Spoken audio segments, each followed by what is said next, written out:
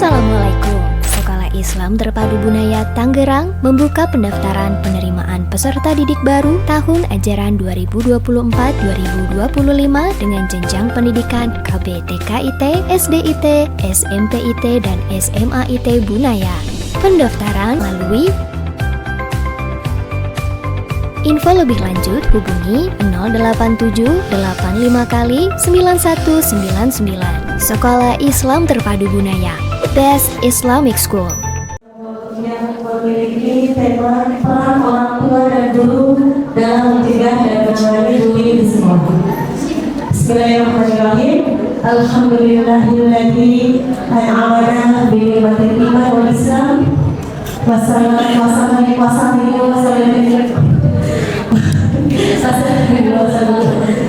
sayyidina Muhammadin wa alihi wasallam. Maaf ya, berdoli. Soalnya kebetulan di orang hebat. Untuk bulan ini sendiri, saya sudah pertemuan kedua. Alhamdulillah. Ya, sebelumnya budaya pernah yang parenti dengan Ibu Raki ini, tapi kita di masa-masa pandemi Ibu. Ya, baik Zoom ya.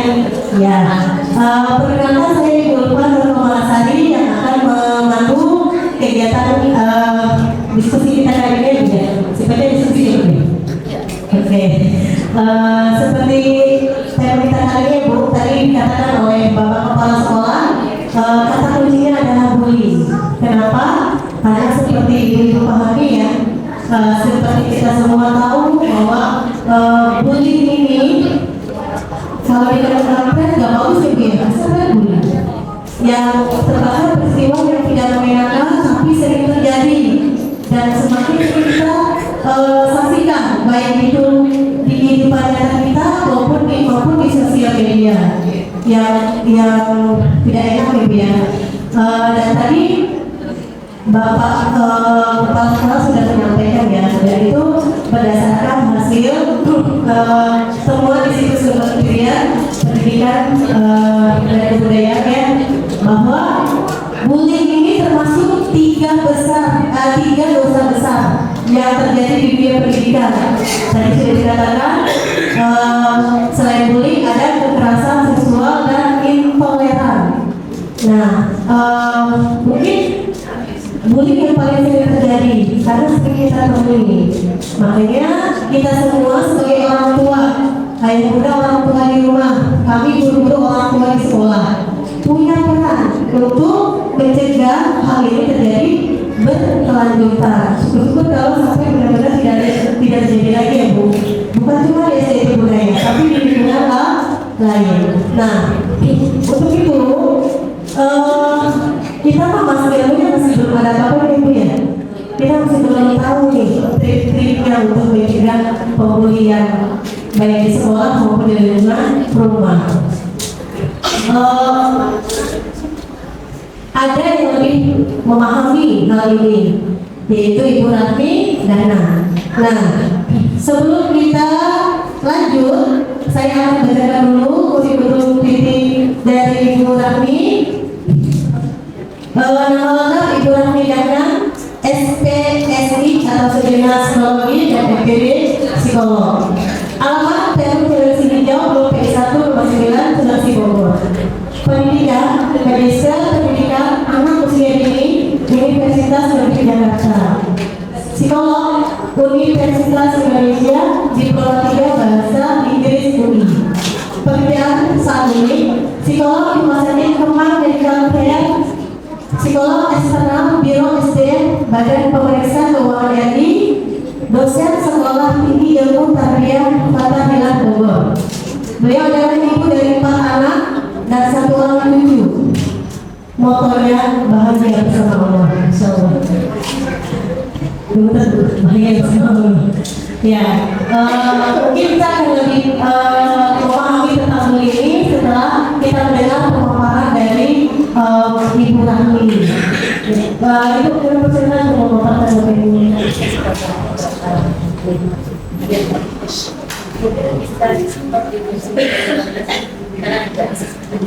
Bismillahirrahmanirrahim. Assalamualaikum warahmatullahi wabarakatuh. Selamat kondisi beberapa tulisan yang mewakili kondisi ilmu masih kalau saya berdoa ini bukan berarti saya takut membayangkan coba internet Fir'aun ya. Itu doanya Nabi Musa. Syai'ala yang ma'ajallahu asyai'ala Muhammad adalah buah Rasulullah Allahumma sholli wa sallim wa barik. Alhamdulillah, alhamdulillah terpuji kepada Allah SWT yang qadarullah yang mentakdirkan saya pada hari ini bisa bertemu secara offline dengan Bapak Ibu sekalian, orang tua murid SD Bunaya ya. Saya pikir masa komis itu dekat Lebak Bulus. Jadi saya pikir dari situ saya bisa langsung naik MRT ke daerah Kuningan, tempat saya mau ada kondangan. Jadi saya ada acara kondangan nih. Habis ini sahabat saya ini kayak anaknya, itu saya pikir pasar komis oke gitu ya, kaca saya dulu bisa kejar nih ya gitu ya.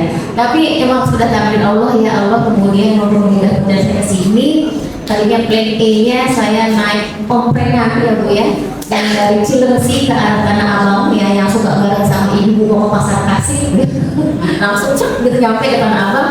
Ternyata tadi saya jam 5 kurang udah nongkrong di omongnya omprengannya nggak ada yang naik, berarti hasil bisa siang-siangan. Kayaknya Allah kasih saya ilham, petunjuk, udah nanti kamu naik yang ke daerah ini aja Uki gitu ya. Oke, naik dari Uki saya mau naik kereta ke Tanah Abang. Ternyata dari Uki tinggal ke stasiun Kalibata. Ini cepet banget, makanya tepatlah sampai stasiun Tangerang itu jam setengah jam ya. Rumah saya di Cilengsi Bogor Ibu ya. Nggak ada kereta, adanya MRT. Ya, teman-teman waktu karena saya pilih bersembilan banget. Kata bullying, jadi bukan bullying itu menjadi sangat terkenal, menjadi sangat mudah diucapkan, mengalami perubahan makna. Ya sama dengan ketika orang Nasrani bilang alhamdulillah, insya Allah gitu ya. Seperti juga beberapa kata dalam bahasa Indonesia mengalami pelunakan, gitu ya, pelunakan ya, dari dom daerah operasi militer menjadi apa gitu ya. Jadi maknanya sebetulnya berbeda, tapi kita sering menggunakannya ya, sehingga nanti banyak terjadi kesalahpahaman ya. Oleh karena itu kita mesti paham apa itu maknanya sehingga tidak salah menggunakan dan asal menjudge gitu ya, sehingga kemudian Bapak Ibu menjadi takut dalam melakukan pendidikan ya. Kita lihat di media massa banyak sekali guru dilaporkan gara-gara ini. Zaman dulu ya, anak saya itu sempat ditabok sama guru SMP-nya. Ayah laporin polisi karena saya itu oke, what happened? Ya ditanya apa yang terjadi. Kan aku gini. Kalau kita sudah nanya dulu, dia nggak langsung sekolah. Kenapa anak saya? Ya, jadilah seperti para wartawan ketika menghadapi sebuah info atau fakta. Ya dari info jadi fakta jadi sebuah, saya lupa tuh intinya dari fenomena nanti kemudian ada yang kemudian terseleksi menjadi data. Nah itu kita harus hati-hati dalam menangkap sebuah fenomena ya. Lagi jalan gitu ya, anak kita terus ada yang lanjut coba itu anak kamu dibully padahal nggak sengaja ya, tapi langsung aku dibully ke kelas gitu. Terus kemudian langsung Bapak ini anak saya gitu ya. Please Bapak Ibu sekalian, jadilah orang tua yang bijak ya. Ini bukan hanya untuk sekolah, kepada ipar, kepada orang tua, mertua, please punya kemampuan regulasi diri atau kontrol emosi. Karena apa? Orang-orang yang punya regulasi diri itu insya Allah gitu ya berprestasi. Kemudian anti aging ya, kalau anti aging itu paling dekat tuh sama kalau anti aging.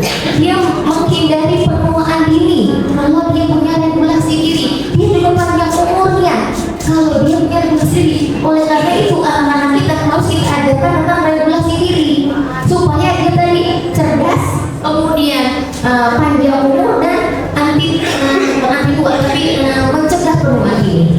Kenapa regulasi penting ya? Mama mau McD, mau ayam McD, murid 1 ya, mau lagi bikin 3. Kira-kira apa terjadi pada badan anak ibu? Overweight, obesitas, gendut. Ketika gendut, ih kamu gendut, dibilang bully. Ya, padahal itu sebetulnya bukan bully ya, itu kayak ngeledek. Tapi salah siapa kalau sampai anaknya overweight? Karena kita tidak mengajarkan regulasi diri pada anak kita untuk it's okay, one cukup, satu cukup. Mau gitu ya, oke, masih apa? Makan sayur. Jadi orang tua mesti punya self-efficacy, mesti pede. Jangan kalah kata sama anaknya. Aku banting ya handphonenya, coba banting. Ibu berani nggak begitu?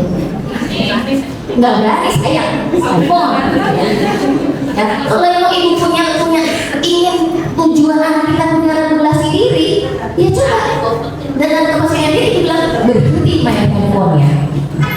Jadi anaknya kemudian, wah emak gue serius gitu ya, serius gitu ya emak gue gitu ya. Tapi ketika kemudian kita punya aturan hidup, anak-anak akan punya kemampuan mengontrol dirinya, regulasi diri. Kalau boleh ya nanti matanya sakit ya mak ya. Itu bagus, berarti orang tuanya punya kemampuan mengatur edukasi pada anaknya. Anak 2 tahun segede apa sih lu? Kenapa takut menangis 2 tahun gitu ya? Takut sama mertua datang. Kayak apa sih nangis? Gitu kan lu? Makanya kalau nikah jangan tinggal di rumah mertua atau rumah ibunya, tinggal di rumah sendiri kontrak. Itu usaha lainnya. Oke, next. Ya, apa sih bullying itu ya? Dalam bahasa Indonesia itu apa bu? Kalau menurut ibu yang bapak ketahui, bullying apa? Enggak. Yang ibu tahu aja. Bullying apa? Saya tahu buat sini kesini. Apa bullying? Yang tidak apa bu? Aku dekatkan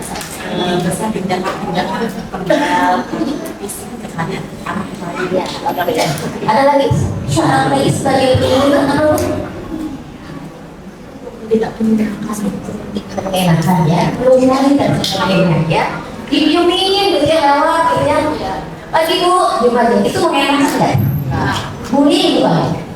Jadi hati-hati dengan perbuatan jelas. Oke, next. Saya akan yang panjang karena ya. Apa dampak bullying pada korban?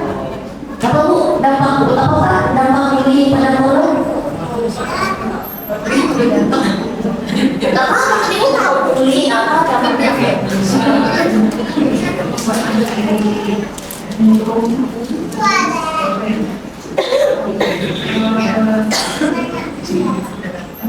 Ya, apa dampak bullying? Bagus. Ya.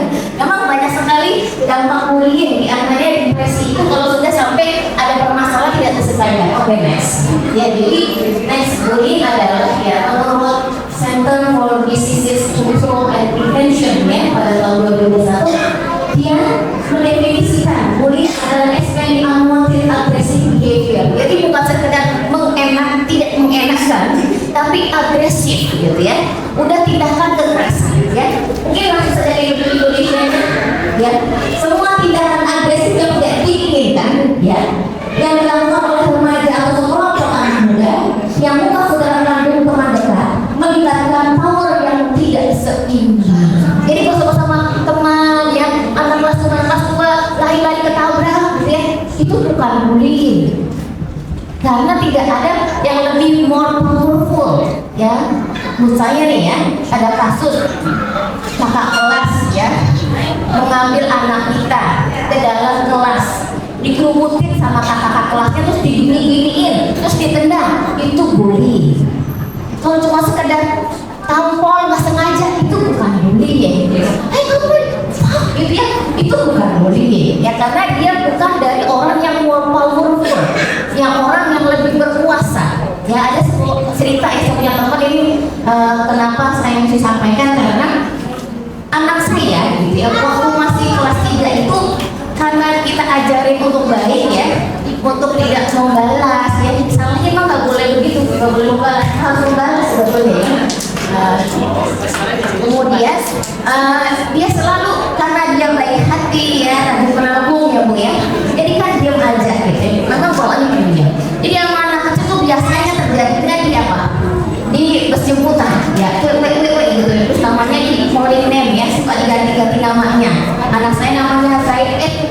dibanggain.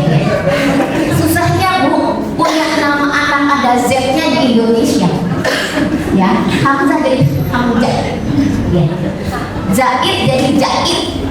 Ya, anak saya namanya Azam dipanggilnya Azam. Anak saya Zaid dipanggil sama guru kelas 3-nya Yaid gitu. Terus kata saya, guru hati-hati Bu, nanti Azam kalau kelas 3 sama Bu apa namanya? Bu ini nanti dipanggilnya ayam. Karena si guru ini mungkin tidak bisa baca Quran ya. Z ya tidak familiar. Kalau dia tidak muslim, Z tidak familiar. Karena ada di Al-Quran, Z itu hanya di hijaiyahnya Al-Quran. Ya, jadi apa namanya? Itu bapak-bapak yang sebut, saya itu udah tahu. Atau sebutkan kata depan yang Mungkin ada orang yang pikirannya keluar gitu. Ya, sebutkan nama depannya keluar tuh kalimat kotor. Nah, dibikin jangan yang susah ya, pakai Z gitu kan nggak ada teman-teman yang Zainuddin tentunya besar. Ya, tapi artinya orang Indonesia, apalagi orang Sunda, dan ngomong dan ngomong Z. Biasanya siapa bilang orang Sunda nggak bisa ngomong itu fitnah. Ya, kembali ya kepada dilawan jambak-jambakan. Siapa lo ya membuli aku ya? Kira-kira si kakak Rosin akan melakukan pembulian lagi nggak kalau korbannya melawan?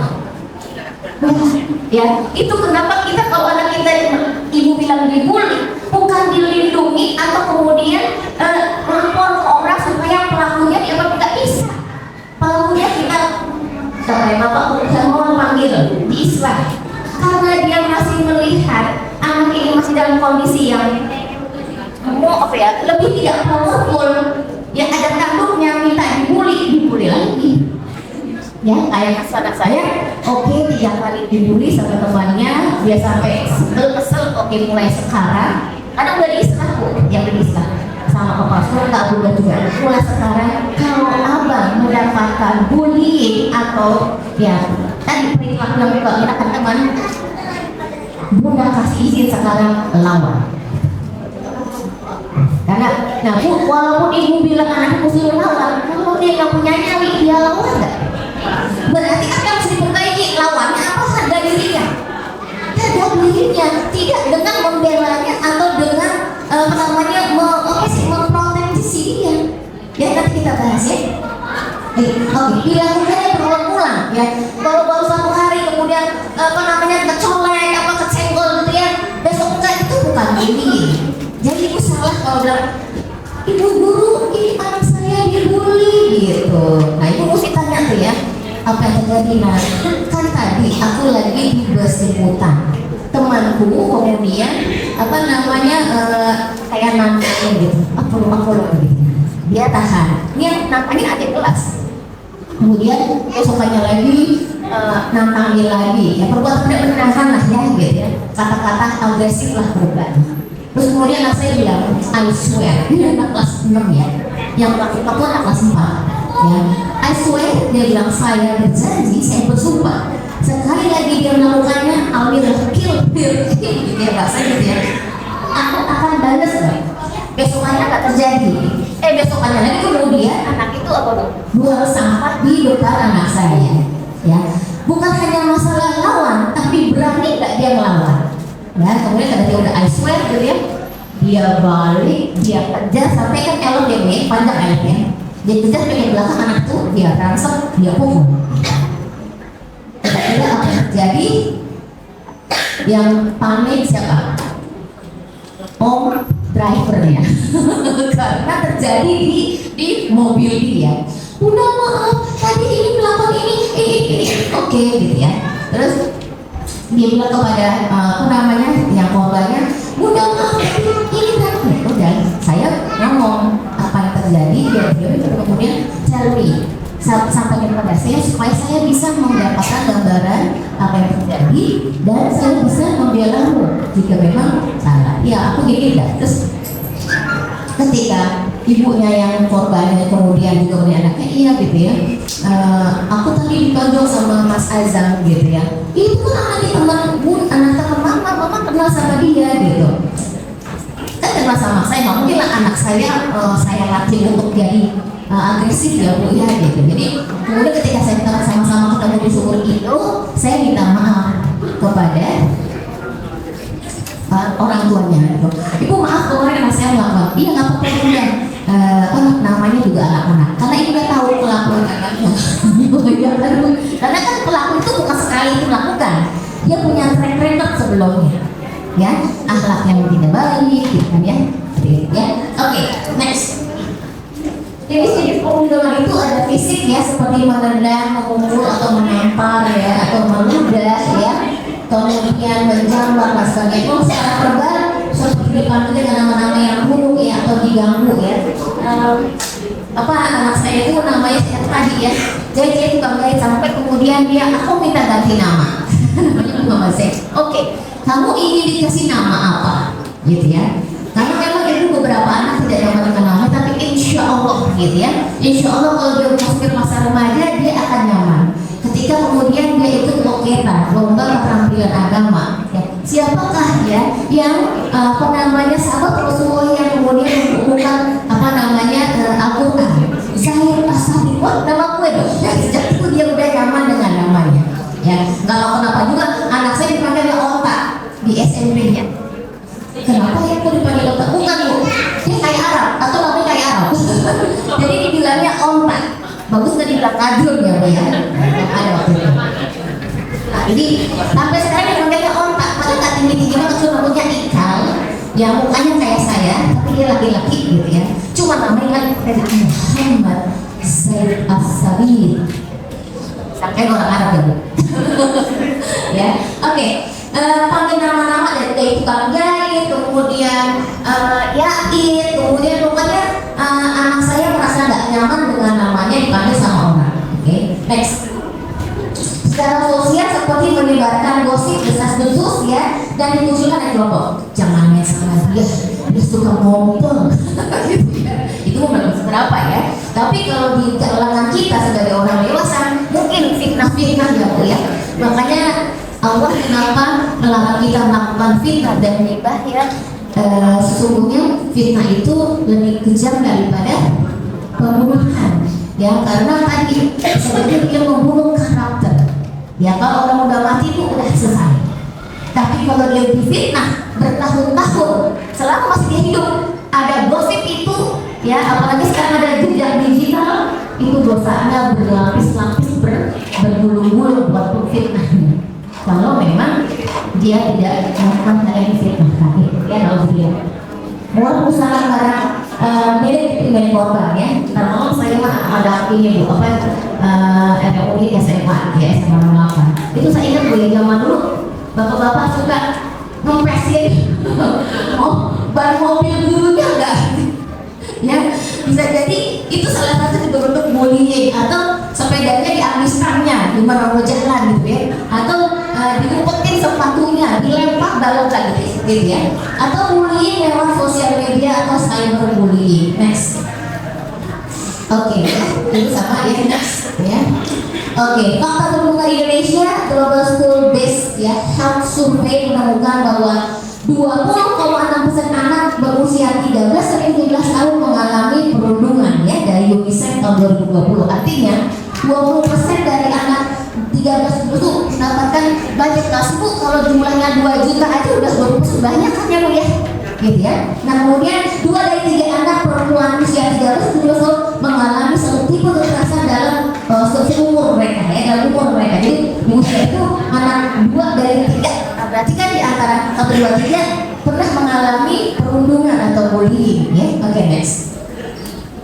3 dari 4 anak-anak dan remaja mengalami paling tidak satu tipe kekerasan yang dilakukan oleh teman-teman mereka ya. Prevalensi perundungan di Indonesia ya, 41% anak-anak usia 15 tahun mengalami beberapa kali perundungan dalam 1 bulan menurut PISA ya. Oke, next. Kasus perundungan di kalangan anak dan remaja Indonesia banyak sekali ya. Hasil temuan World Survey Indonesia menunjukkan bahwa dari 27 kota di kabupaten memiliki angka kejadian perundungan, bahkan beberapa kabupaten mencapai angka 10% ya. Oke, next.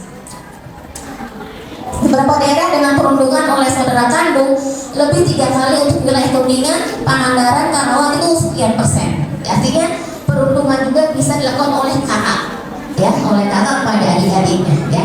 Oke, next aja langsung gitu ya. Nah ini, apa sih penyebab seseorang melakukan bullying? Apa sih yang membuat seorang tuh tega-teganya bahasanya ya, melakukan kekerasan agresif kepada orang yang lemah? Ya ini, itu kombinasi antara faktor individu, keluarga, dan masyarakat. Jadi memang ada multi kausal ya, faktornya tuh banyak, nggak hanya satu. Ini nih orang tuanya sih nggak didik, itu suka begitu ya Bu ya. Kamu orang tuanya didik dong anaknya. Saya baru dapat pendapat kasus ini, orang tua tuh marah-marah terus ya sama orang tua tertentu ya.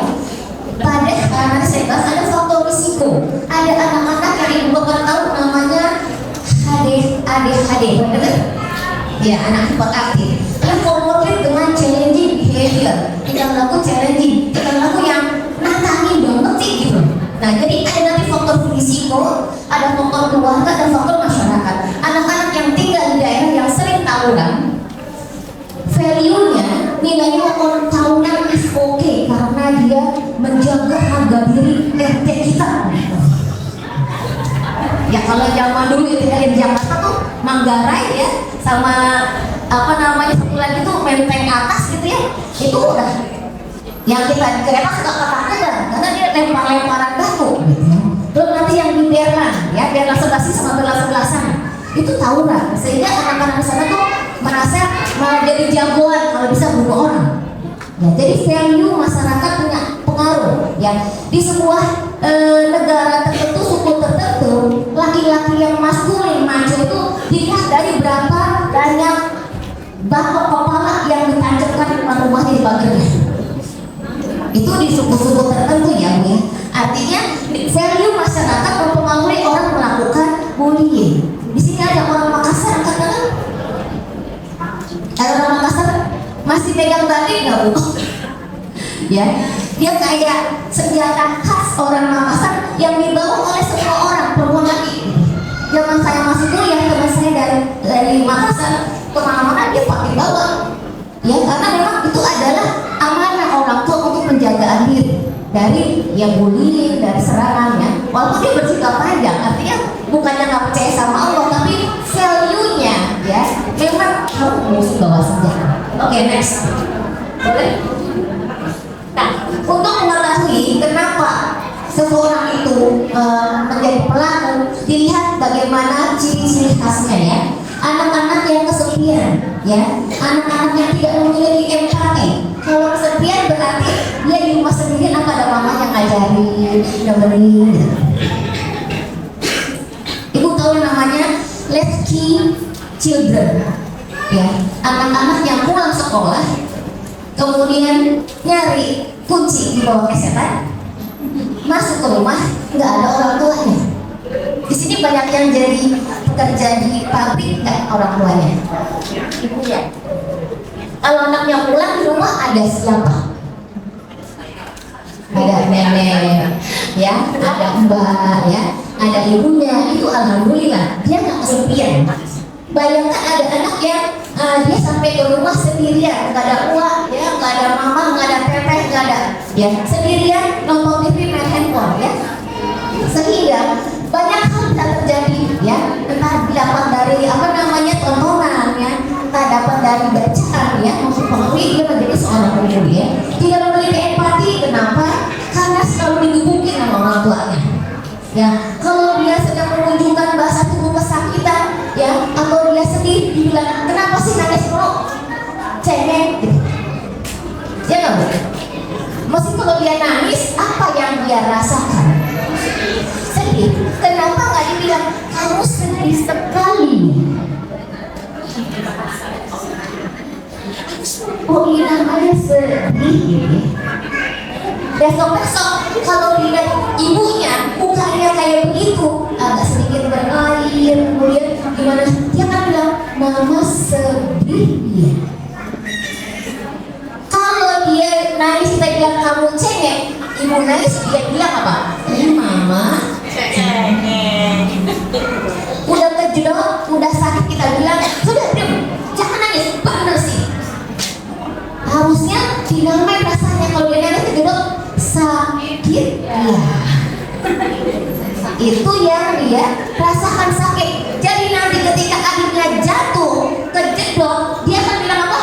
Sakit ya. Kalau dia jatuh dibilang, makanya jangan lompat-lompat, bandel sih. Mau panjang atau pendek? Panjang, kasihan di mau. Tahu udah gak ada ya? Udah gak ada kalau zaman SD ya. Nah itu gak ada empatinya karena komunikasi orang tua tidak memahami perasaan anak, tidak menerima perasaan anak-anak, gak punya empati ya. Kemudian frustasi atau iri hati, mencari perhatian, tusuk-tusuk adiknya supaya bapaknya nengok ke dia ya. Pukul-pukul ganggu adiknya supaya mamahnya nengok ke dia ya. Karena ibu tidak pernah menangkap basah anak ketika sedang melakukan kebaikan. Harusnya ketika dia melakukan kebaikan, ibu langsung tangkap basah. Masya Allah, hebat anak mama pintar. Giliran dia lagi mau baik-baik, mau bantu ibu cuci piring, kemudian ibu bilang, "Mama mimpi apa ya semalam kamu bantu cuci?" Harusnya tangkap basahnya ketika sedang melakukan kebaikan. Kalau dia lagi bandel-bandel, ibu ignoring, cuekin, ya sambil mikir, apalagi ya yang harus aku ajarkan pada dia sampai dia melakukan hal itu. Apa ya yang aku harus tobat? Males apa gak kayak adik tuh pinter ya, karena dibanding-bandingkan mendapatkan selalu apa ya, label negatif, jadi gak percaya diri ya. Kemudian harga diri nilai akademisnya rendah ya, karena dia tidak mendapatkan didikan, atau mungkin karena dia ADHD, tidak konsentrasi, nilainya selalu jelek. Mamanya bilang, kamu kok nilainya tidak terus ya gitu, belajar dong gitu. Padahal tidak, itu karena dia nggak konsentrasi. Kalau ibu coba di rumah suruh ngerjain nilai soal 10, dia selesai 10-10. Kenapa? Karena one to one, satu lawan satu, nggak ada yang distrak. Apalagi ketika dia belajar, adiknya dikasih mainan atau dikasih ke mbaknya, ibu ajarin dia, bukan karena bodoh, tapi karena kehabisan waktu ya, selalu teralih perhatiannya ya.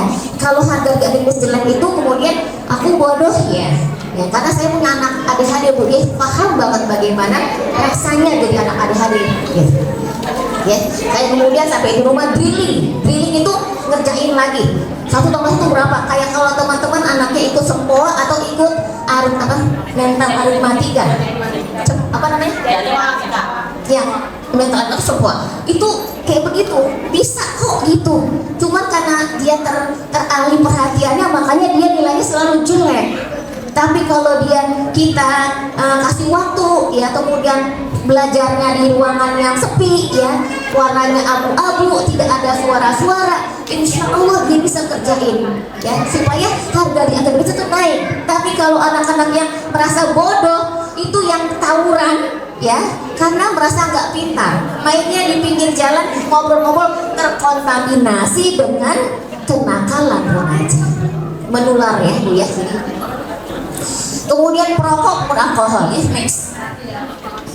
Penyebab seorang melakukan bullying, kerusakan otak akibat stres berkepanjangan. Jadi bisa jadi bu, seorang pembuli itu dia otaknya rusak akibat tadi stres berkepanjangan.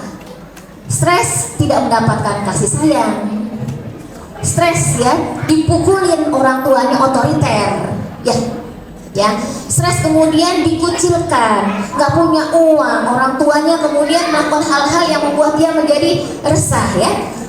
Kekurangan nutrisi ya, kurang makanan ya, dia memiliki tempat tinggal yang layak, keluarga melakukan kekerasan ya, udah rumahnya sempit ya, cuma 1 kamar, bapak ibunya berantem setiap hari. Kira-kira apa terjadi pada anaknya? stres ya, sehingga bisa merusak otak.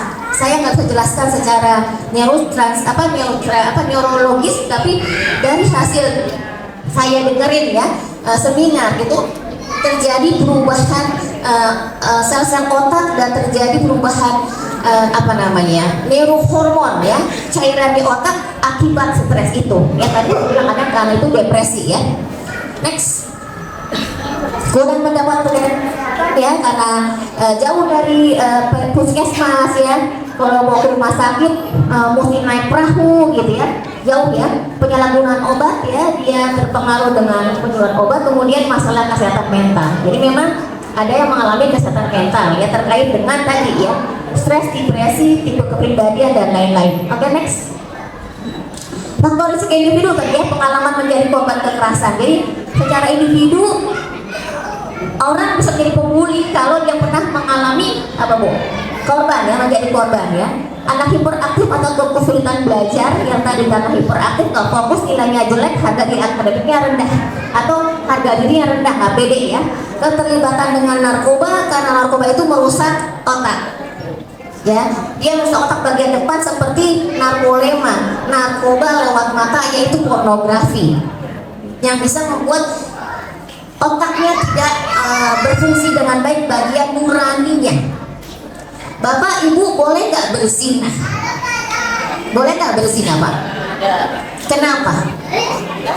Dilarang agama. Kok ibu tahu kalau berzina dilarang agama? Mendapat pengetahuan, dengar pengajian, dikasih tahu ibu. Nah itu makanya bapak ibu sekalian harus beri anaknya dengan Al-Quran, mengajarkan mana boleh mana tidak. Sahabat saya kemarin digugat cerai oleh istrinya karena dia suka marah-marah, suka banting-banting kalau lagi kesel. Ayah sudah melakukan KDRT. Enggak, aku nggak pernah mukul. Terus kata si suaminya, aku nggak tahu Rahmi, kalau dalam rumah tangga itu yang aku tahu nggak boleh mukul, tapi marah-marah boleh. Ya sama aja Pak, justru kekerasan verbal itu lebih menyakitkan. Aku nggak tahu gitu ya. Terus kalau bapak meminta cerai istri bapak, saya menjatuhkan talak, bapak harus memberi uang apa gitu. Kok aku nggak tahu Rahmi? Ya lo nggak punya belajar. Kalau yang menggugat istrinya, nanti konsekuensinya nggak boleh nikah lagi dengan mantannya. Ini kan pengetahuan yang mesti kita dapatkan, yang mesti kita ajar kepada kita. Ya cuma bukan sekedar bajunya matching dengan jilbabnya gitu. Bukan kemudian akhir pekan jalan-jalan kemudian di Instastory, bukan. Banyak sekali yang kita ajarkan kepada anak-anak kita tentang agama ini ya, agar dia memiliki nilai-nilai ya, membuat mereka berakhlak mulia ya. Kemudian sejarah tingkah laku agresif dini ya, ada seorang anak ya, dari kecil tuh udah pokoknya bikin ibunya pusing, bikin sekitarnya tuh resah, sampai kemudian kakek neneknya tuh kalau melihat dia tuh langsung, kenapa tuh Pak? Kenapa sekelintir pengen jitak dia? Sebel, kesel, enek gitu ya, dengan perilaku yang tidak baik gitu ya. Dosa kita Bu kalau sampai anak kita berakhlak seperti itu, karena dia akan mendapatkan apa dia? Bullying dari orang lain ya. Makanya kemudian dari kecil tuh ketika dia dimasukin pesantren, nah ini orang tua semua itu nakal masukin pesantren. Kasihan Bu pesantren, dia bukan bengkel. Ibu berharap setelah masuk pesantren jadi baik anaknya? Gak bisa. Bisa dapat teman yang lebih bandel lagi. Kontaminasi kejahatan gitu. Masuk di pesantren supaya bisa bahasa Arab ya, bisa belajar agama. Beda Bu ya. Jadi kemudian dimasukin ke pesantren, kakak kelasnya lagi sujud Bu, dilempar pakai tas. Itu benar-benar ya sejarah melakukan kekerasan sejak dini.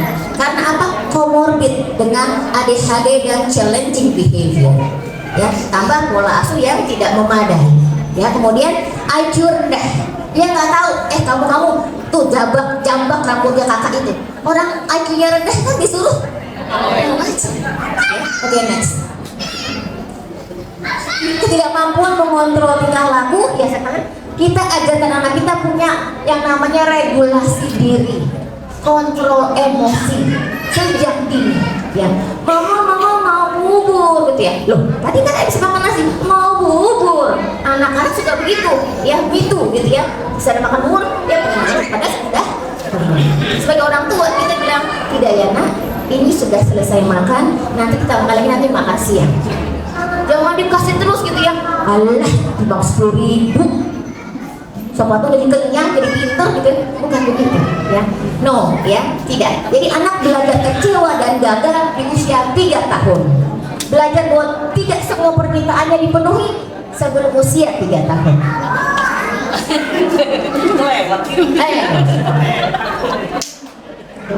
Pengurangan dalam memproses informasi kognitif dan sosial ya, stres berat, sikap dan nilai antisosial. Jadi memang ada sikap-sikap antisosial. Kemudian next. Ya, terpapar dengan kekerasan di dalam rumah tangga. Dia mencontoh ibu bapaknya yang sering melakukan fighting. Dasar, ya dia betul jawab gitu ya. Ibunya gitu ya. Nah, ini bener bapaknya. Kamu tuh perempuan kuntilanak. Bahaya gitu ya. Terpapar dengan kekerasan dalam rumah tangga. Tuh bapak ibu adalah benchmark, role model, contoh teladan buat anak-anak. Kalau ibu ingin anaknya ngomong baiklah pada anak. Bapak ingin anaknya sholat bapak tepat waktunya. Ya, oke next. Faktor risiko keluarga. Nah, dari keluarga seperti apa sih profil para pembuli itu? Ya, pola asuh otoriter. Kalau dapat nilainya 6, mama kunci di kamar mandi. Takut nggak anaknya pulang? Takut ya. Pola asuh yang kalau salah diikat di pohon. Ada bu, ya ini contohnya gini. Anaknya berantem, anak berantem biasa nggak sih pak? Makanya diajarkan supaya dia defense gitu ya. Kemudian karena ayahnya marah karena berisik gitu ya. Terus kemudian ketika dia marahin, dengar azan, Allahu Akbar, Allahu Akbar. Bagaimana bapak? Bersegera pergi. Kamu sholat. Apa lakukan? Anaknya diikat dulu. Apa mau sholat? Kamu mau ikat dulu. Besok terjadi kayak perbedaan pendapat dengan tetangga sebelah sama anak-anaknya ini ya. Kemudian si kakaknya bilang, dek cari tali dek, kita ikat dia. Ibu jangan ketawa, itu nggak lucu, itu menyeramkan. Artinya apa yang kita lakukan menjadi kosakata, menjadi bagian dari perbedaan tingkah laku anak kita ada. Ya. Kalau sudah konsisten, kemarin boleh, sekarang tak boleh, kemarin nggak boleh, sekarang boleh. Ya, konsisten bu. TV mati ketika azan, main handphone hanya 1 minggu. Konsisten, ya. Kemudian kurang terlibatan dengan orang tuanya jarang di rumah, orang tuanya main game terus, bapaknya kalau 1 minggu tidur molor gitu ya. Ibunya kalau di rumah main WA terus ya, jadi anak main sendiri kasih WA juga ya, semua jadi pada main sendiri ya. Rendahnya kelekatan anak dengan orang tua atau pengasuh, jadi karena kita komunikasi nggak baik, anak tuh nggak mau deket kita, nggak mau, mama bawel, nggak mau deket mama, papa galak, aku main di luar aja ya, nggak apa-apa nanti dipukul, nggak apa-apa, aku udah kuat. Jadi hukuman itu makin lama dia mengalami desensitisasi. Ya, kalau dia obat penenang cuma 5 mg, udah nggak cukup berarti next 10 mg. Sama, dipukul sekali, besok dia udah nggak kenapa-napa kalau dipukul sekali. Ibu tambah lagi 2 kali, terus seperti narkoba, dia membutuhkan peningkatan ya. Oke, next. Pendapatan dan pendidikan orang tua yang rendah ya. Pendapatan membuat orang tua sibuk ya mencari double triple income untuk keluarganya ya. Kemudian pendidikan orang tua yang rendah membuat mereka kurang informasi ya, sehingga tidak memadai dalam mengasuh anak-anaknya.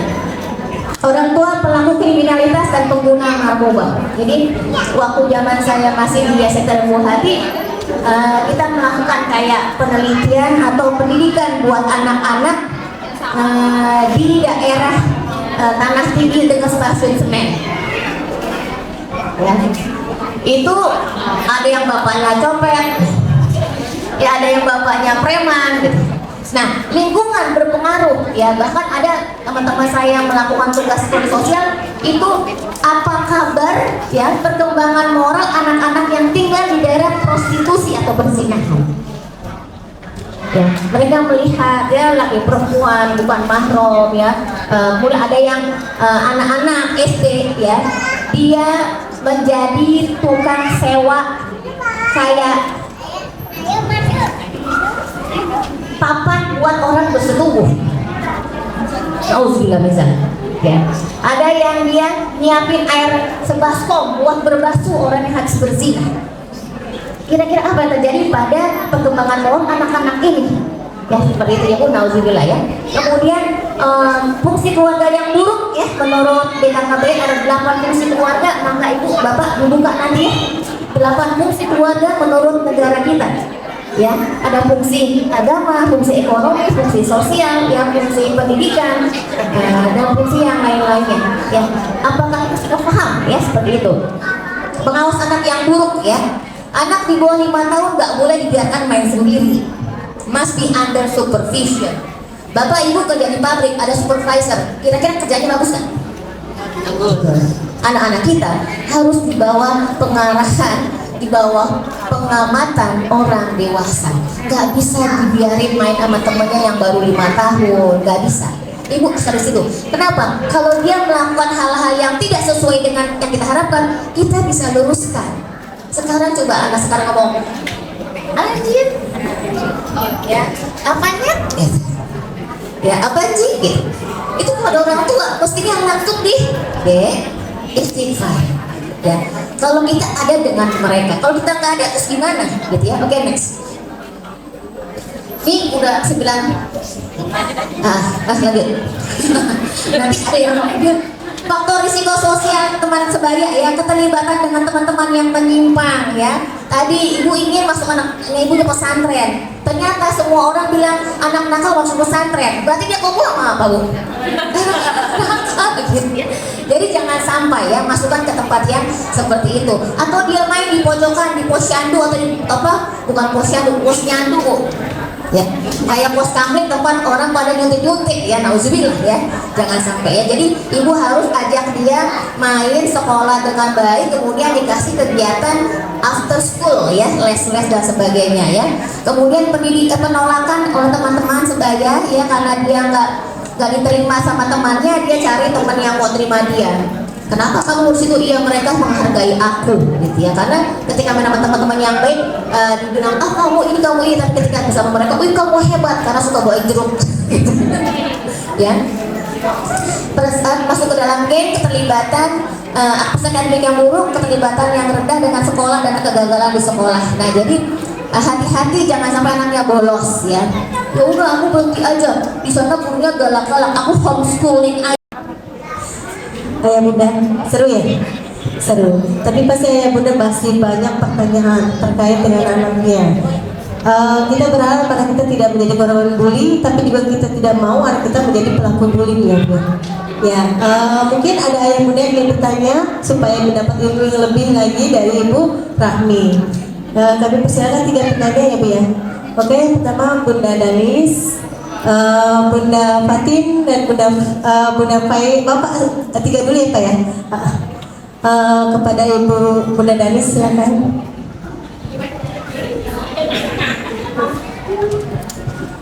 Assalamualaikum. Saya wali murid dari Siswa Darmawan kelas 1B. Kebetulan anak saya menjadi korban sudah beberapa kali mengalami perundungan.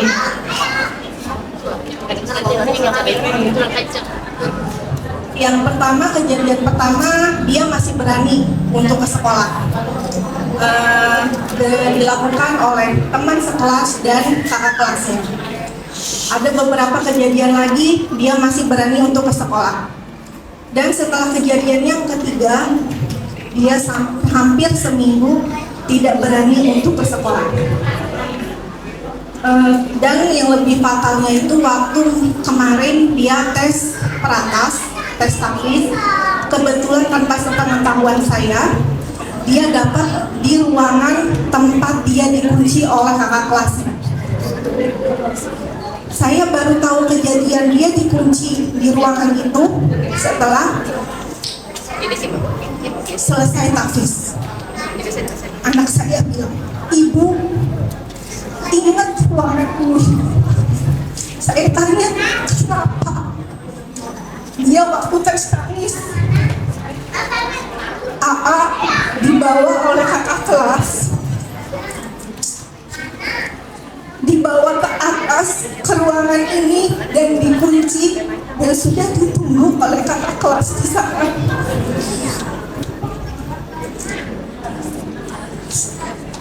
Dia sudah menghafal dari TK untuk ujian Hafiz juz 30, tapi hanya dalam waktu seminggu dia tidak berani untuk ke sekolah. Padahal dia harus menyetorkan hafalannya setiap surat dari An-Naba sampai Anas.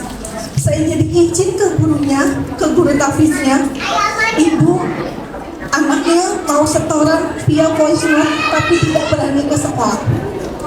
Waktu saya antar pada hari itu di depan gerbang sekolah, dia minta, "Ibu, AA mau pulang." Saya bilang, "Bismillah, insya Allah kakak-kakak yang ada hari ini untuk tes, insya Allah baik-baik. Ada ibu guru di sana." Tanpa sepengetahuan saya, ternyata tempat tesnya itu tempat dia dikurung oleh kakak kelasnya. Yang saya mau tanyakan, apakah dengan kejadian ini pihak sekolah baiknya membentuk tim benar-benar, jadi jangan diserahkan ke wali kelas atau ke guru BK. Lebih baik ada tim untuk dengan perlindungan, karena ternyata bukan hanya Dani saja korbannya. Kebetulan anak saya berani bercerita dan saya selalu tanya, saya tidak langsung marah ibu, saya langsung tanya dulu kejadiannya seperti apa, karena ternyata ini bukan sekali dua kali. Menurut saya dengan seminggu dia tidak berani ke sekolah, ada benar-benar luka sampai dia menuliskan coretan di kertasnya. Dia punya ceritanya, ada gajah yang dibully, ada gajah yang ingin berteman dengan binatang lain, tapi ada singa yang tidak mau berteman dengan dia. Dan saya tanya, siapa singa itu? Singa itu adalah kakak kelas. Jadi dia ternyata sebelum kejadian itu sudah dihadang kakak kelas, dipukul, jadi pertama dipukul punggungnya, dia lari menghindar, di depan sudah dipukul lagi, dipukul kepalanya. Itu kejadian seminggu mau untuk atas. Apa yang harus saya lakukan dan sekolah lakukan, karena kejadiannya berulang dan berulang. Kebetulan anak saya qadarullah, yang kenanya anak saya. Terima kasih Ibu. Assalamualaikum.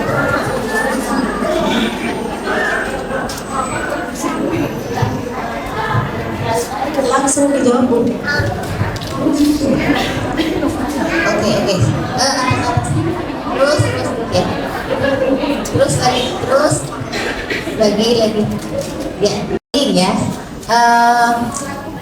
Jadi memang antara pelaku dan korban harus mendapatkan edukasi, ya, karena si pelaku juga adalah korban pengasuhan yang tidak memadai, ya, artinya perlu mendapatkan pengobatan juga, edukasi. Orang tua juga perlu mendapatkan kayak pendidikan, ya, supaya jangan sampai anaknya jadi pelaku seumur hidup, ya, karena kan memang dia begitu karena kita faktor risiko tadi kan, ya, faktor keluarga tidak mendapatkan pendidikan, gitu ya. Nah, anak kita qadarullah mendapat menjadi seperti anak saya juga, gitu ya.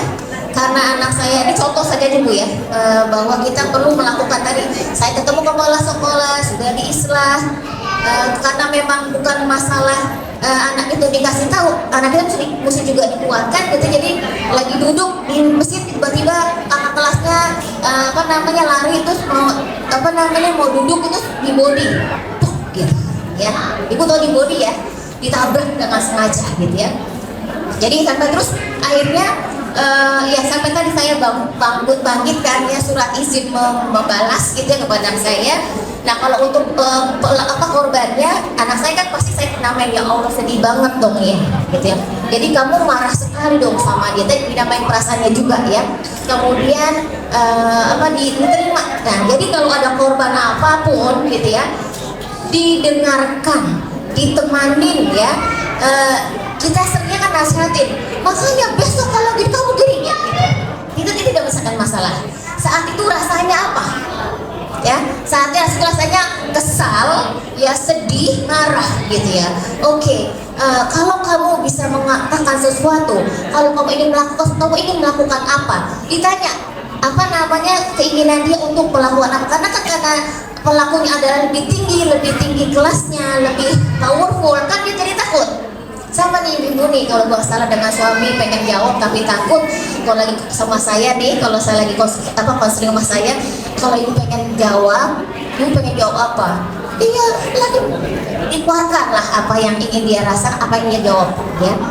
Jadi supaya dia bisa mengeluarkan emosi negatifnya tapi tidak takut. Kebanyakan memang kan korban takut. Ya, jadi ketika kemudian dia udah mengeluarkan, sistem emosinya sebetulnya akan dibersihkan ya. Nah kemudian ada beberapa terapi untuk melemahkan sambungan otak yang sudah terjalin ya, antara stimulus respon ya. Dibully menimbulkan apa, itu harus kita lemahkan ya lewat tadi art terapi, kemudian play terapi ya, tapi termasuk menulis. Sama anak saya dibully karena badannya besar gitu ya. Ibu bapak lihat saya gede atau kecil? Besar ya Bu ya. Anak perempuan saya lebih tinggi dari saya, anak laki saya lebih tinggi dari saya. Jadi TK disangka kelas 3 SD, 3 SD sama kelas 5 SD gitu. Afra kayak gajah, Afra anak gajah. Ibu jadi ibunya gimana? Pendiri ya Bu ya. Jadi tadi aku dibilang sama Ustadz aku anak gajah, rasanya apa? Ya Allah, kesel banget dong dibilang anak gajah gitu. Iya gitu. Jadi pokoknya dikeluarin dulu lah ya, diterima. Karena otak itu senangnya diterima, senangnya ditemani, senangnya dicintai. Jadi kalau anak lagi ngeluh, kalau lagi sebel gitu ya Allah gitu ya, berat sekali ya hari kamu tadi gitu ya. Dia melewati hal itu berat banget. Jadi dinamain perasaannya ya. Sampai tadi menulis, anak saya bilang akhirnya oke, kamu kenapa nggak mau main? Karena dia pendiam, oke, bikin komik. Jadi art therapy itu diantaranya bikin komik ya. Kemudian dia bikin komiknya tadi ya, hai Dino, kenapa kamu nggak mau main gitu, kata si burung ya. Karena nggak ada mau main sama aku gitu, karena badanku besar gitu. Jadi anak saya tuh nggak nyaman karena badannya besar ya. Jadi dengan komik anak bisa menyatakan permasalahan yang sedang dialami dan kita tahu apa yang sedang dia rasakan ya, sehingga kita perlu tadi memeluk, kemudian memberikan tempat duduk kosong, namanya empty chair gitu ya. Bayangkan di depan tuh ada kakak kelasmu yang memukul ya, terus kamu pengen ngomong apa? Jangan pukul aku, kamu jahat sekali, aku kan sakit. Nah, dengan dia kemudian memberikan jawaban yang semestinya dia berikan, dia bisa rilis gitu. Bisa yang namanya dibilang healing ya, bukan jalan-jalan ya healingnya ya, tapi kayak psikoterapi itu healing gitu. Sambil kita membangun yang namanya self defense intelligence, kecerdasan membela diri. Di antaranya mengajarkan anak-anak kita bela diri sejak usia 8 tahun. Selain juga kepercayaan diri, supaya dia berani telling ya, seperti yang ini berproses ya Bu, insya Allah untuk anak ibu dengan menerima perasaannya, kemudian kita berikan dia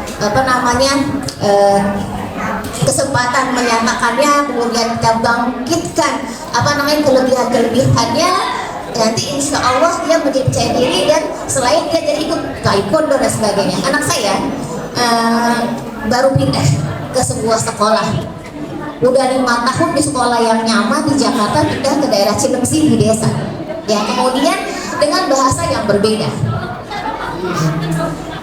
Gak punya teman lah Bu, namanya anak udah 5 tahun bersama teman-teman. Anak saya baru masuk, mau masuk geng mana dia nggak tahu, sendirian lah gitu ya. Terus karena dia sendirian, orang-orang sebagai orang lama ingin ngetes, dijinak pola anak saya, ada kelas 5. Kalau anak saya nggak pede, nggak punya martial art, nggak punya bela diri, kira-kira dia ngapain? Gitu kan ya? Kalau anak saya nggak, dilihat dicitak dalam kamar, dalam kelas, dia di luar kan lagi sendirian dari teman, dia balik, dia kejar, dia kenceng temannya. Bukannya ngajar agresi ya, mengajarkan membela diri ya, membela kehormatan ya. Kemudian lagi di kantin kayak dibully lagi, berantem lagi. Besokannya dia bilang, bunda, kata Bu Ana, kalau aku berantem lagi, bunda dipanggil ke sekolah. Iya bunda. Maksud saya, lakukan apa yang kamu lakukan dalam membela diri. Karena kita dari kecil Bu, berbagi dari 5 tahun, berbagi entar. Kalau masih 0 sampai 5 tahun, ini aku, ini ibuku, ini rumahku. Ya, jadi dia berani punya ego. Ya, biar nanti kalau dia punya barang diambil gitu. Karena dia nggak punya ego, nggak berani menolong. Masalah membantu, berbagi ketika di atas 7 tahun. Itu masuk nilai-nilai spiritual, moral, etika. Tapi di rumah juga tetap diajarkan berbagi ya. Artinya bentuk dulu kepercayaan diri, keberanian diri. This is me, ini aku. Dengan melihat sisi kelebihan anak kita. Ya, nanti kontroversial apa? Ya, rumah adalah tempat terjadi interaksi anggota keluarga dan mewujudkan tujuan berkeluarga. Oke, next. Interaksi orang tua dan anak membantu anak-anak mencapai cita-cita dan mengoptimalkan potensi spiritual, moral, fisik, kognitif, dan sosial emosional mereka. Jadi di rumah itu semua aspek perkembangan dikembangkan. Fisik, ajarkan anakmu berenang, memanah, dan berkuda. Ibu udah ajar anak ibu apa? Berenang, berkuda, ya sepeda,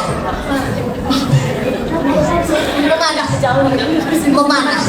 Ya, anak saya sempat jatuh waktu kelas 5, umur 5 tahun, nggak mau lagi belajar sepeda karena takut ya. Tapi kemarin pas lagi di tempat sekolahnya ada kuda, dia berani kok, insya Allah. Langsung aja ajarin kalau nggak bisa naik motor karena nggak bisa naik sepeda, langsung ajarin mobil. Iya, kan bisa mobil nggak harus bisa naik sepeda, naik motor.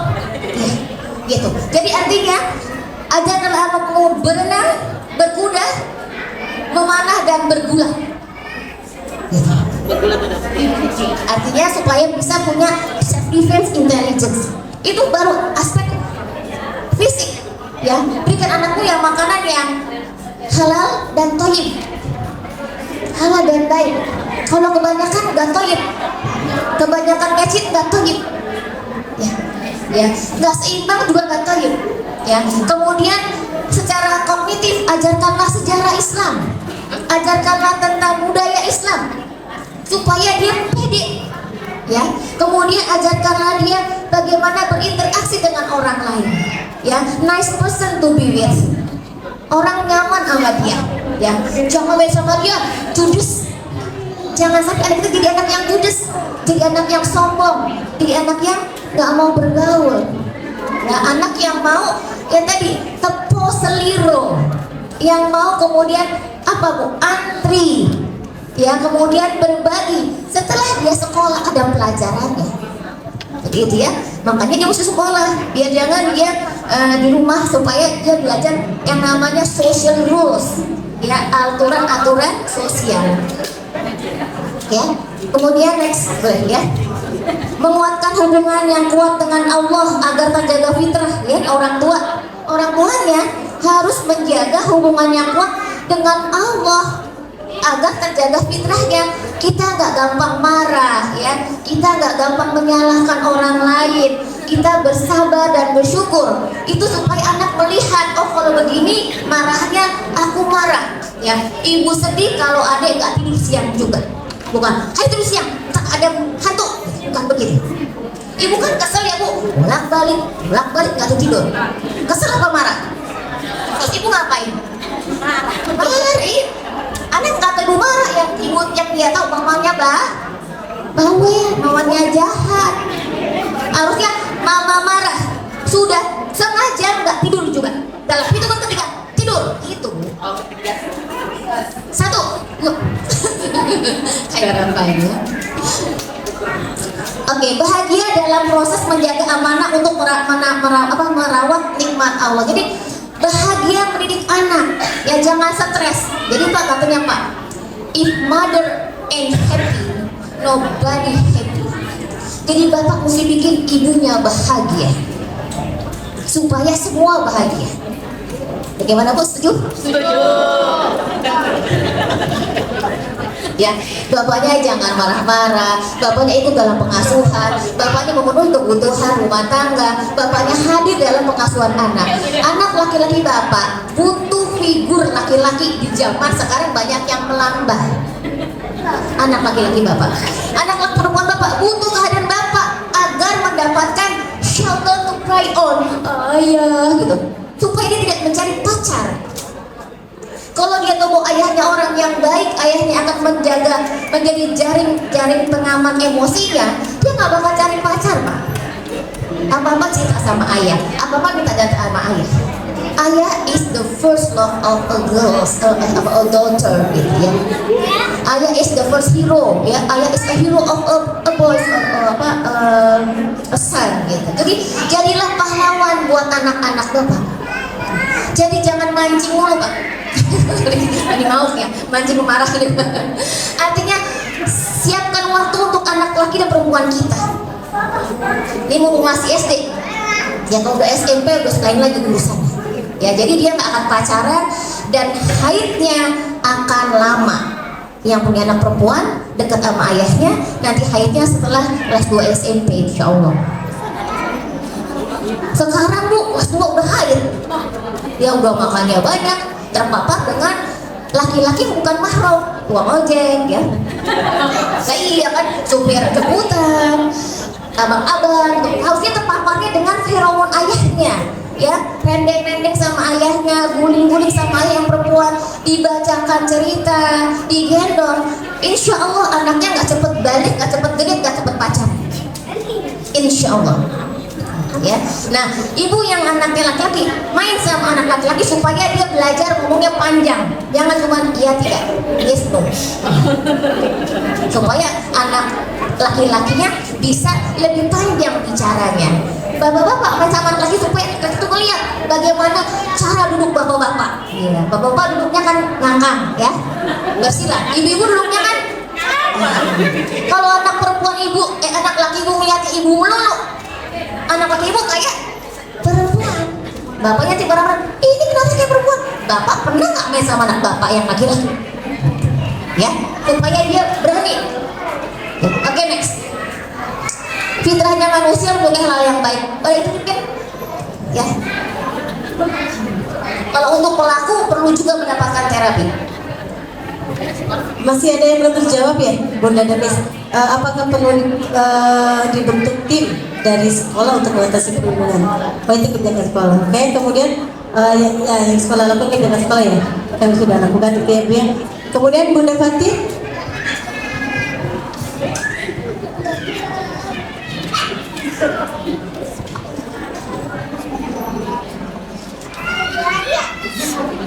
Saya ke depan ya Bu, izin. Aku saya izin ke depan. Bismillahirrahmanirrahim. Assalamualaikum warahmatullahi wabarakatuh. Saya izin ke depan, saya ingin bertanya. Saya ingin menunjukkan anak saya bahwa kita harus percaya diri.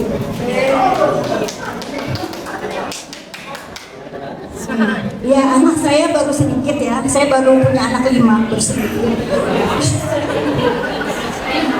Dan anak saya itu berbeda dengan di rumah, Bu. Jadi kalau di rumah rame, di sekolah itu pendiam. Padahal ibunya nggak pendiam. Kalau di rumah berisik. Ya, jadi kalau di rumah saya biarin aja mereka bebas bermain, mereka bebas berlari. Terus kalau pulang, Umi ini dapat nilai 6, ya udah biarin 6. Umi dapat nilai ini. Kenapa bahasa Arab aku nggak suka tapi nilainya bagus? Tapi kenapa matematika aku jelek? Itu kamu belum bisa. Ya sudah, itu selesai. Mereka senang gitu kalau di rumah menunjukkan ini. Terus kalau misalnya abinya di rumah, saya ingin berbagi dengan bapak-bapak di sini bahwa peran ayah itu luar biasa. Jadi bapak itu nggak hanya memberi cuan, tapi juga memberi kasih sayang. Jadi ketika anak tidak mengerti pelajaran, ayahnya ada hadir. Abi, aku nggak bisa matematika. Nanya ke Umi nggak bakalan bisa. Akhirnya dia nanya ke abinya. Itu semua 5 anak kalau nggak bisa matematika nanya ke abinya. Walaupun abinya lagi ada di Mekah, tetap nanya matematika ke abinya. Ini PR matematika, tapi ayahnya selalu hadir. Secapek apapun ayahnya, ketika di rumah, ketika anak bertanya PR, dia membantu sampai selesai. Dan itu membuat kebahagiaan buat anak-anak bahwa my father, my hero. Dan ibunya juga kalau misalnya anak nggak bisa pakai bahasa Arab, pakai bahasa Indonesia, ibunya ada my mother, my hero. Jadi Umi Abi, my hero. Nah pertanyaan saya adalah, ini kan temanya tentang pemulihan. Dan sekarang itu anak-anak SD sudah mulai berani berbuat kekerasan seperti tadi dicontohkan oleh Mama Denis ya.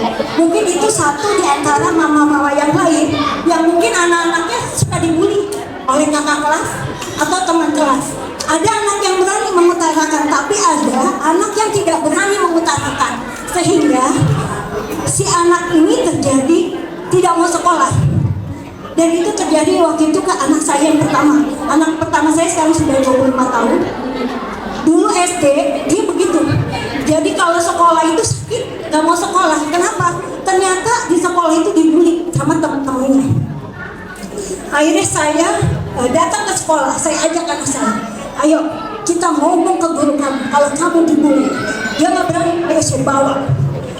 Kalau mau berantem, ayo Umi, berantem memang guru kamu. Saya menunjukkan bahwa anak saya korban. Iya, kita sebagai ibu harus berani, Bu. Jangan anak kita marah, terserah jadi korban, tapi tidak ada solusi. Kita harus berani, orang tua kita bawa ke sekolah, kita omong ke guru, gurunya nggak percaya. Iya, jadi orang tua harus berani. Gurunya nggak percaya kalau muridnya itu bandel. Saya ajak, saya omong, Bu, ini anak saya korban pembulian sampai dia tidak mau sekolah. Kalau guru saya nggak percaya, anak saya baik-baik semua. Oke, kita tanya ke anaknya, dibawa ke kelas. Saya duduk di depan, gurunya nanya ke anak-anak, siapa yang ngandelin muas? Anak saya muas. Akhirnya dari satu kelas itu maju semua. Yang maju dia yang pernah nakalin anak muas. Akhirnya maju ke satu kelas. Gurunya nangis, baru sadar kalau muridnya itu bandel. Jadi jangan merasa tuh anak baik-baik aja ya. Jadi harus tahu tuh anak itu bandel. Kemudian gurunya akhirnya marah. Ibu marah kepada kalian. Kenapa kalian memarahi muas? Kenapa? Akhirnya apa? Mereka cerita. Aku cuma nendang kok. Aku cuma mukul kok. Dia bilang cuma habis anak saya. Wah, beda. Saya anak polisi, saya sudah. Lakukanlah terus-menerus di rumah, ya. Ingin sholat berarti terus ya dibimbing sholat. Ingin saum terus bimbing saum. Ingin berkata baik terus dilatih buat, sehingga membentuk next sambungan-sambungan kabel-kabel akhlak yang baik, ya. Sehingga nanti kalau ada apa-apa tuh keluarnya yang baik. Ini kalau dipencet tombol tuh muncul adab-adab atau akhlak-akhlak, ya. Oke, next ya. Oke, next terus ke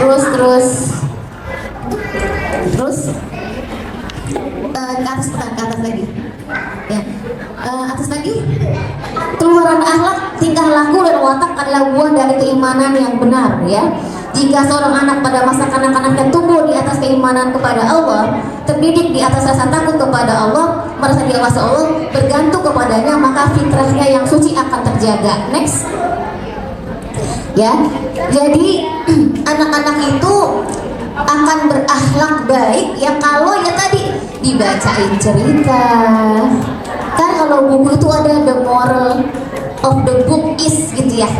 Tujuan buku itu apa? Jadi setiap habis cerita tuh diingetin, jadi deh kita harus baik hati seperti si kelinci misalkan ya.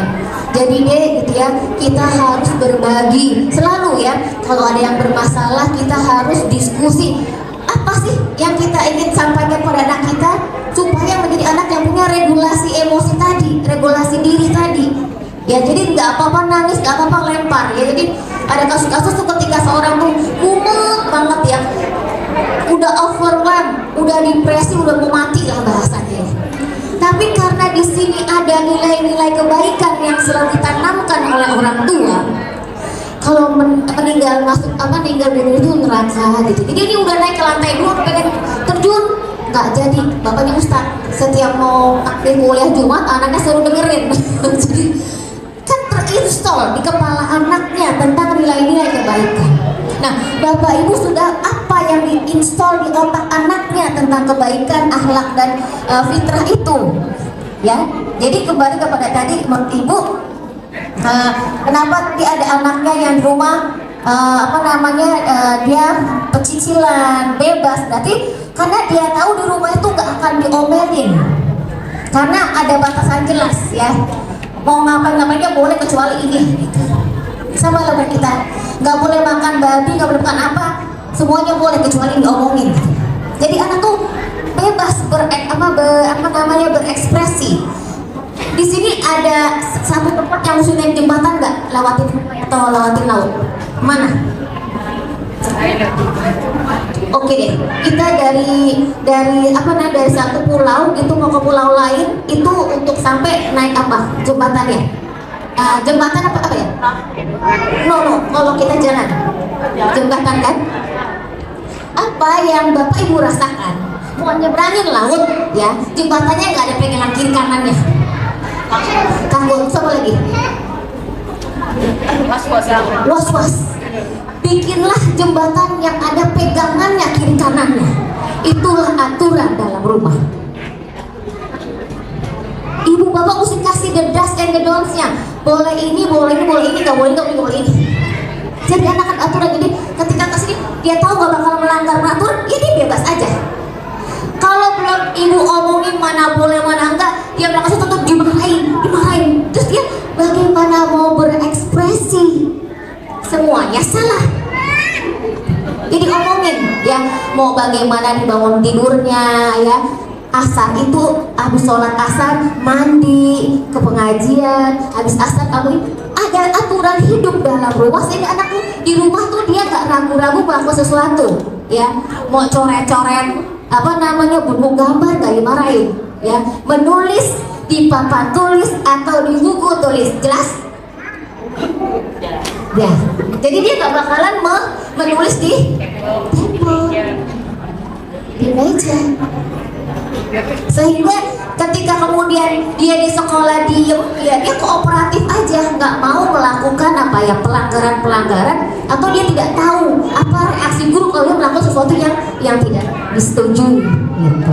Jadi dia bukan dibilang jago kandang. Kalau jago kandang itu di rumah berantem ya, tapi di luar dia diem. Tapi kalau dia nyaman di rumah gitu ya, dia jadi nggak takut dimarahin, nggak takut dipelototin, karena dia tahu mana yang boleh, mana yang tidak, mana yang halal, mana yang haram, mana yang baik, mana yang benar, gitu ya Bu ya. Gitu. Jadi anak-anak tuh di rumah tuh ekspresif. Kata mama boleh main air ya, asal jangan main ke dalam. Boleh main air, menyenangkan itu, gitu ya. Cuman kita males ngepanya.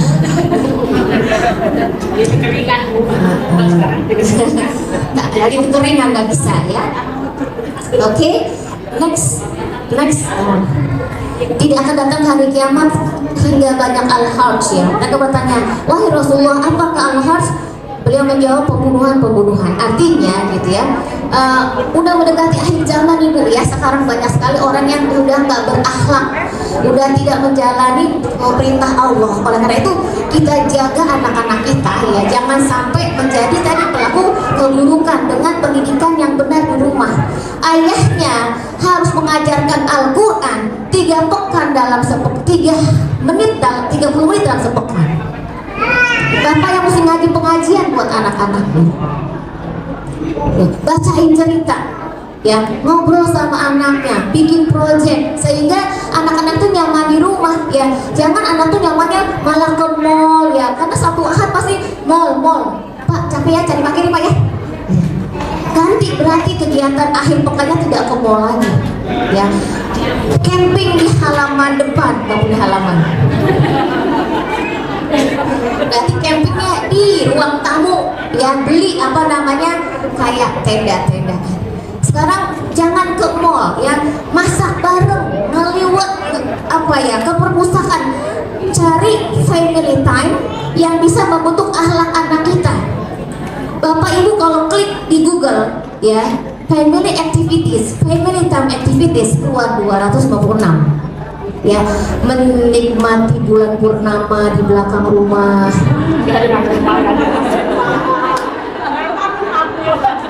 pergi ke perpustakaan kecamatan sebelah, banyak sekali ya, bukan mall ya, itu ya Bu. Jadi itu saja, mungkin karena udah waktunya juga habis ya.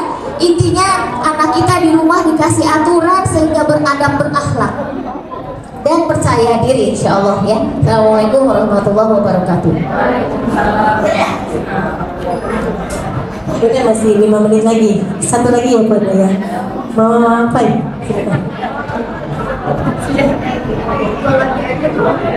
Assalamualaikum warahmatullahi wabarakatuh. Saya orang tua dari Kalisa kelas 1B. Ibu, terkadang terjadi bullying ataupun kekerasan terhadap anak itu dilakukan oleh anak yang di rumah terlihat baik-baik saja, tetapi ternyata di sekolah melakukan hal itu. Terkadang pelaku orang tuanya itu tidak merasa menerima kenyataan bahwa telah terjadi hal itu. Apa yang harus dilakukan kita sebagai sesama orang tua dan juga pihak sekolah untuk bisa menyadarkan orang tua tersebut. Yang kedua, kata ibu tadi, pelaku dan korban adalah sama-sama korban dari pengasuhan dan juga korban dari perundungan tersebut. Apa yang bisa dilakukan oleh sekolah untuk bisa mencegah? Mungkin ibu bisa memberikan masukan agar program-program seperti apa sih yang bisa dilakukan oleh sekolah agar tidak lagi ada anak-anak yang melakukan hal tersebut, baik bullying ataupun kekerasan lainnya yang baik disengaja ataupun tidak gitu. Apa yang bisa ibu kasih berikan masukan program? Terus ketika sudah terjadi bullying ataupun tindak kekerasan lain, kira-kira apa sih yang harus dilakukan sekolah baik terhadap korban, baik ataupun pelaku ataupun orang tua dari keduanya? Seperti itu. Itu pertanyaan saya. Terima kasih. Assalamualaikum warahmatullahi wabarakatuh.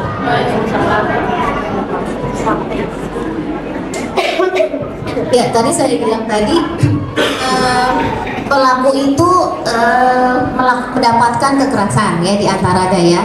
Kemudian dia juga tidak melihat, menyaksikan orang tuanya melakukan kekerasan. Kenapa di rumahnya baik-baik saja, tuh anak takut, ya kan?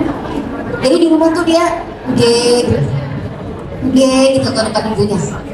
Karena kalau dia melawan langsung gitu kayak ular matok ya, sehingga amannya adalah bilangnya iya atau nurut ya.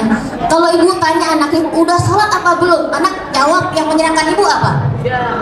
Udah. Ibu salah mas pertanyaannya ya.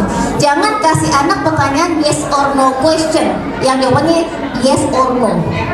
Sudah jam 4 nih, yuk kita sholat asar gitu. Aku udah tuh, ibu tahu dari dia main apa? Dari tadi dia main game gitu ya. Nggak usah bilang sholat udah dari tadi, bukan begitu. Nih ibu berarti punya PR nih, anak ini tuh rentan bohong kan? Ya oke. Udah selesai belum main handphonenya? Udah selesai belum main gamesnya? Bisa di pause nggak?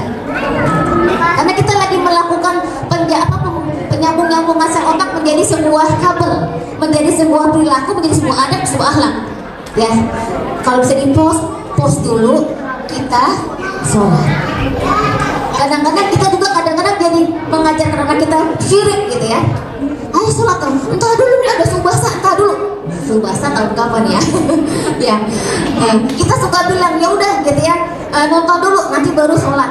Suka gitu ya. Nah, mestinya bikin aturan ya.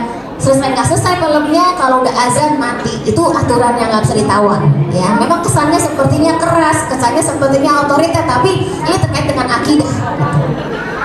Kalau ibu udah bangun, insya Allah dia ikut ya, karena sudah terbentuk akhlak ya. Yang jelas tadi kenapa ada anak yang di depan mamahnya ya mah karena dia takut kalau melakukan kesalahan hukumannya benar-benar tidak tertanggungkan. Paham gak? Jadi dia ikutin apa maunya mama. Dan orang tua yang memiliki kepribadian tertentu gitu ya, egonya tinggi, dia nggak mau kelihatan anaknya buruk gitu ya. Ya kemudian dia tadi ada juga nih tipe histrionik ya, tipenya yang drama queen gitu ya.